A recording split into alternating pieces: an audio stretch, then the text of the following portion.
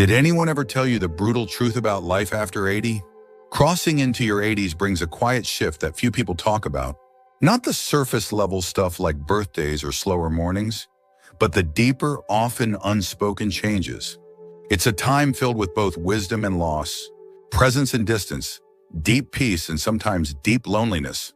And if you're not prepared for some of those shifts, they can catch you off guard, leaving you wondering, why didn't someone tell me? In this video, we're walking through 5 brutal realities of life after 80. Not to scare you, not to depress you, but to offer clarity, because when you see these things coming, you're no longer at their mercy.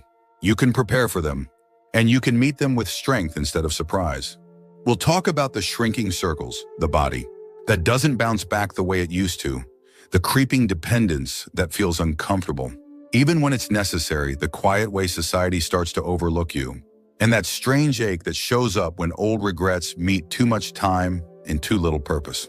Stay with us until the end, because while some of these truths may feel heavy, they also open the door to something powerful: acceptance, resilience, and a chance to shape the final stretch of life with the kind of dignity no one else gets to define but you. Let's talk about what really happens after 80 and how you can walk through it with open eyes, steady hands, and your head held high. Number 1, a social circle that quietly disappears. One of the first realities that hits after 80 isn't physical, it's relational. The people who once filled your world begin to fade, often without warning. Friends pass, neighbors move, siblings grow quiet.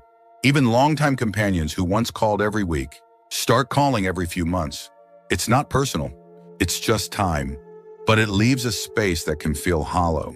No matter how strong or independent you are, you wake up one morning and realize the phone doesn't ring like it used to. The invitations slow down. The family visits grow shorter, more rushed. People still love you, but they're busy or distracted, or dealing with their own aging in different ways. And slowly, the everyday interactions that once kept your life rich with voices and laughter start thinning out. This isn't something anyone prepares you for. In your 60s and even 70s, most people are still around. There's energy, movement, check-ins. But after 80, there's a shift. You begin to outlive people. You begin to outpace conversations. And that shift is quiet, so quiet that at first you might not even notice it's happened. I knew a man named Walter, 84, who used to go to the same coffee shop every morning for years. The staff knew his order. His friends met him there without texting first. It was a rhythm, but over time, those friends stopped coming. Some passed, some moved, and others just stopped driving. One day, Walter told me, "It's strange to walk into a place where everyone used to know your name, and now you're just the man in the corner booth." The pain of that kind of loneliness isn't always loud. It doesn't always come with tears or visible grief. Sometimes it's just a long silence after dinner, or a walk that feels a little too quiet. It's realizing that the list of people who really know you is getting shorter, and you can't stop it. But knowing this reality means you can do something about it. You can open new doors even when others have closed. You can stay connected on your terms, whether through a church group, a weekly lunch, a phone call you initiate, or even a letter. Because after 80, connection doesn't come to you the way it once did.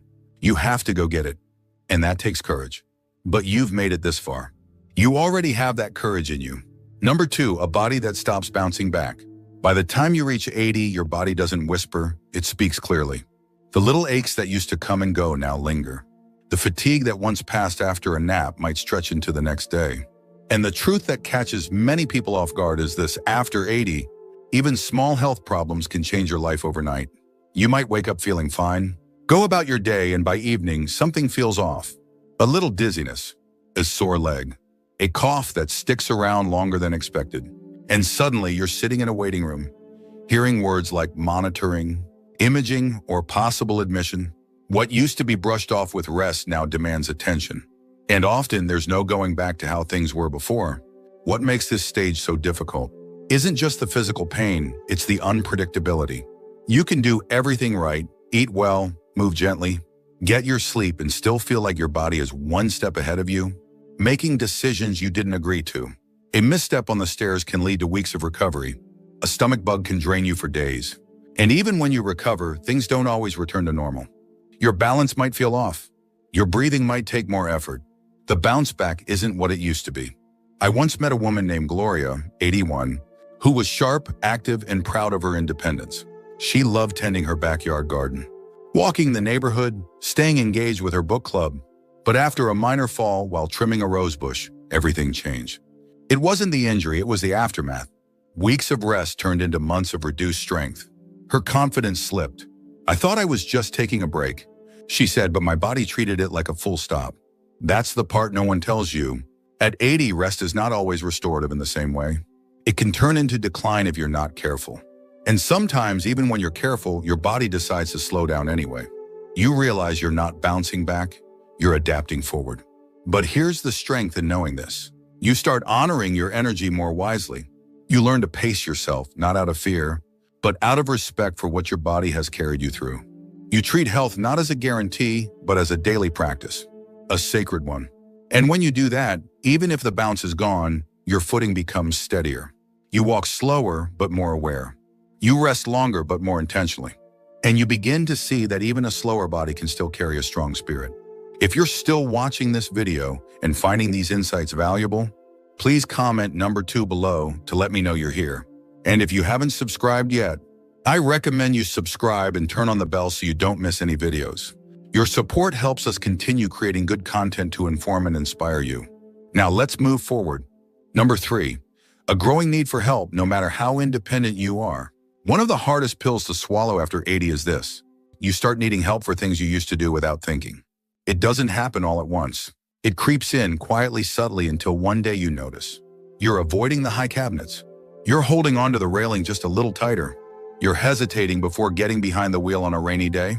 And even though part of you still feels capable, another part knows some things aren't as easy anymore. What makes this reality difficult isn't just the physical shift, it's the emotional one. For those who've lived decades taking care of others, the thought of becoming the one who needs help can feel deeply uncomfortable. You may start feeling like a burden, or you may begin hiding what you can't do, skipping the grocery trip, not telling your kids you tripped, trying to fix the light bulb on your own, even though your shoulder's been hurting for weeks. The desire to stay independent doesn't go away. If anything, it grows stronger. But the truth is, independence after 80 looks different than it did at 60. It's not about doing everything alone. It's about knowing when to ask for help and being brave enough to accept it. I knew a man named Eugene, 85, who prided himself on doing everything himself.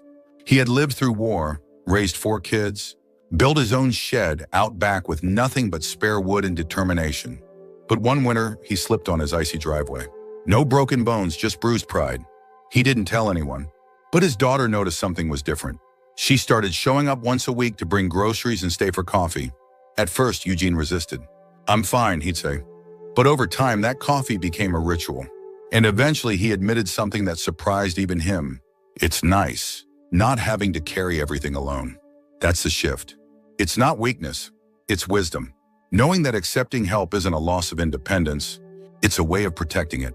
Because when you allow someone to help you climb the stairs, or drive you to the doctor, or carry that heavy bag, you're actually giving yourself more years of doing what matters most. And not all help has to come from people. It can be a grab bar in the shower, a stool in the kitchen, a reminder on the fridge. These little supports don't take away your dignity. They preserve it. After 80, the bravest thing you can say might just be, "I could use a hand."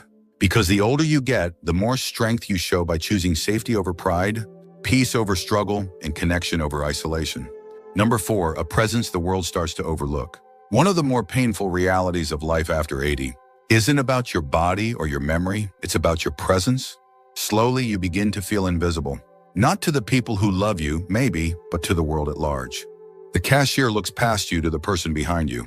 The doctor talks to your adult child instead of you. The server at the restaurant assumes you can't hear, or think, or decide for yourself. It's subtle at first, then it becomes more frequent. And even if you try to brush it off, it lands somewhere deep. Because no matter how old we are, we still want to be seen. And when you've lived a full life, worked, raised a family, made decisions, weathered storms, it's jarring to feel dismissed just because your skin has folded or your hair has grayed. What hurts more is that it's rarely meant with malice. A fast world that forgets slow steps still carries stories. A society obsessed with youth that forgets the strength it took to reach this age. And unless you speak up, you risk shrinking. Not because you've lost your voice, but because others stopped listening. I remember a woman named Irene, 86, who volunteered at a local museum. One day, a visitor asked the staff a question she could have answered in her sleep. After all, she'd lived through that very decade of history, but the question skipped right over her. When I asked her how she felt, she just smiled and said, "I'm used to it." But there was sadness in that smile, the kind that comes from being seen as furniture instead of fire. But you are not furniture. You are not background. You are still here, still thinking, still contributing. And just because the world sometimes forgets, that doesn't mean you have to. So what can you do? You speak anyway. You ask the questions. You offer the opinions. You vote. You share your stories, even when no one asks. You stand up, even if your knees wobble. Because every time you claim your space in the room, you remind the world and yourself that you are not done yet. You are not invisible. You are a living library, a witness to time, a voice that still matters. And you don't have to shout to be heard. You just have to refuse to disappear. If you're still watching this video and finding these insights valuable, please comment number 4 below to let me know you're here. And if you haven't subscribed yet, I recommend you subscribe and turn on the bell so you don't miss any videos. Your support helps us continue creating good content to inform and inspire you. Now let's move forward. Number 5, a sense of regret if purpose isn't redefined. As you move deeper into your 80s, a strange quiet settles in, not just in your home or your schedule, but inside you. Life slows. The calendar isn't as full. And with that slowness comes space to reflect, remember, replay. That can be beautiful. But if you're not careful, it can turn into something heavy. Not the loud, dramatic kind, the quiet kind. The "I wish I'd spent more time with them" kind. The "why didn't I take that chance when I had it" kind. The kind that shows up when you have time, but not always the energy or freedom to do the things you once postponed. This isn't something people talk about much. We celebrate the wisdom of aging, the freedom of retirement, the joy of grandchildren, and all of that is real. But so is the lingering question that often goes unspoken: what now? If you've spent your whole life working, giving, running, raising, serving, and then it all stops, it can feel like your purpose is fading with it. I knew a man named Stanley, 88. He had been a teacher for over 40 years. After he retired, he felt proud, but also strangely hollow. "No one needs me anymore," he said once. But that wasn't true. He just hadn't yet found a new way to be needed. Because purpose doesn't retire.